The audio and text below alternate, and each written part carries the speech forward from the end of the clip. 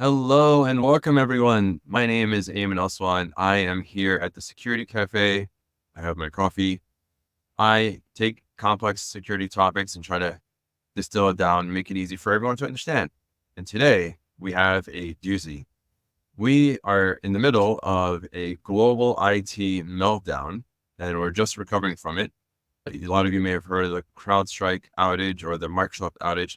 I'm here to explain everything about it and dispel some myths from it. So let's get into it. As you may or may not know, maybe you're on vacation. Maybe you're somewhere on the beach and just unplugged. Good for you. If you are, that's awesome. But the rest of the world has experienced a giant meltdown. And what is this meltdown exactly? We're talking about 911 call centers, airports and flights being canceled, banks and ATMs not working. Almost everything has been affected all across the board. And there's even things we probably don't even know. You may have seen even digital signs experiencing a blue screen of death. This is all due to a bug in software that got rolled out on Friday. And so I'm here to explain what's going on. Also, in case you don't know, IT people have been working around the clock to clean up this mess, to try to restore everything back together. And it's such a complicated restoration procedure. I'll also talk about that as well. So my heart goes out to the IT folks right now that are or have been or will be dealing with this in the future for time to come. Let's get into it. All right. So what happened exactly? CrowdStrike, which is a anti-malware software, right? Or typically we heard of antivirus, same thing. It's software that's designed to sit on a system to prevent cybersecurity issues from happening, to prevent people from hacking machines, right? CrowdStrike is an anti-malware software. What happened was it made a software update. Now, why was the software update so bad? Let's just step back a little bit. This software, CrowdStrike, runs with elevated privileges. It runs with as an admin. So it has root or system level permissions on devices. Why? Because if it's trying to protect an attacker from doing malicious stuff at that level, it needs to also fight fire with fire and be at that level so that could prevent these kind of things from happening and prevent attackers in their tracks. This software, and it's always updated. So this kind of software always has to be updated to detect the latest and greatest attacks that are happening out there. On Friday morning, an update went out, and the update was a bug. It went out incorrectly. There was an issue with it, and it crashed Windows. It did not affect Linux and Mac OS, but it did affect Windows. And in case you don't know, there are millions and millions of Windows machines out there running critical software that you don't know. We're talking about ATM machines, flight scheduling. Windows has been out there for a while, and we'll talk about that in a second. These Windows machines just completely died. They just completely went offline. And to recover them is a little bit of work. So let's make clear, this is not a cybersecurity incident, okay? This is a software bug by a cybersecurity software company, okay? So it's a bug that got rolled out, and bugs happen all the time. They usually don't have such a big impact, but they do sometimes have impact. It could be a software bug or a process bug or a variety of different bugs out there. Things happen that crash the software.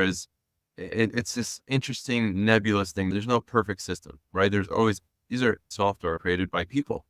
And so in any case, but how do you prevent bugs? There's usually a process to identify and squash these bugs before they make it out into the world. Okay. It's called QA and quality assurance, and software companies usually have a detailed process of not allowing certain things to make it out there to the world, especially a large. But we don't know exactly what happened at CrowdStrike. We're still waiting. It's still fresh. But everybody makes these mistakes. So it is something that happens, but we do know that there's going to be more questions. People are asking a lot of questions, and it's bananas out there.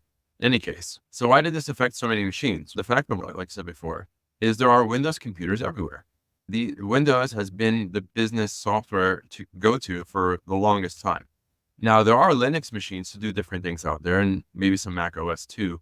But it's just a fact of life. Windows is out there, and there's some software that only works on Windows. Even legacy software. Sometimes you have legacy software that was only created on Windows, and they're sitting there in a data center somewhere doing some obscure thing. And then if that machine crashes or dies, we're talking about factories as well. Windows machines are everywhere. That's just a fact of life. And as machines get viruses. And so unless you disconnect it from the internet altogether and nobody touches it, they could get viruses or be subject to attacks. And so you need to have security software on there to prevent these attacks and detect it. So if a computer is on the network, you will more than likely have to have anti-malware, antivirus software on there so it could detect attacks and you could prevent malicious attacks from happening to these machines. And as I said before, this software needs to run as root or system so it could do its job. So what's the impact right now? Consider this machine completely offline. So what happened when this update rolled out, it crashed Windows completely, like really bad. It didn't just give like a pop-up error. It just completely took the machine offline. And worse, this machine, if it's encrypted, which it should be, as any company out there should be doing, your hard drive should be encrypted. If the machine is encrypted, to recover this encryption key, you have to go and pull it from somewhere. And a lot of IT folks are scrambling to pull these encryption keys. So in order to recover these machines, you have to go there and change this file, remove this file or change it or whatever it may be manually to this machine. So we're talking about either remotely or whatnot through a console, changing this file so that this machine can't start, because this is a driver level system update that happened. When Windows goes to call up and reads this file, it crashes and just can't go anything past it. It's crazy. People are working nonstop. I wonder what folks are doing for those who can't even access the BitLocker keys that are out there. Right? Hopefully these keys are available, but I'm going to guess that there are systems out there that folks are not able to find the BitLocker keys. And so what does that mean? They have to redo the machine from scratch, complete disaster, and restore it from whatever backup they had. Hopefully they have backups. So did I say that this was a manual process? It is excruciating for an IT person right now to be restoring this machine. And this is affecting millions of machines worldwide. So what's interesting is, how are we going to react in the future, right? How are we going to react to something like this? And I find this really interesting. Are we going to trust things less now? I think so. I think we're going to trust things a lot less. We're going to question some of the practices that we're doing. I remember a long time ago, and some banks in high risk environments actually rigorous test things before their systems are updated. So it's standard practice that you don't automatically update systems that are in production. Antivirus signature updates are things that we're generally allowed for. So what's going to happen now?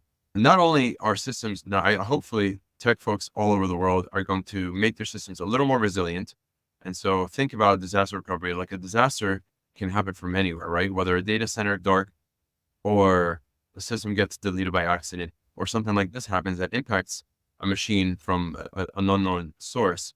Hopefully systems will be designed more resilient. Another thing is, obviously people are going to demand answers from Crowdstrike. So there's probably going to be a public hearing.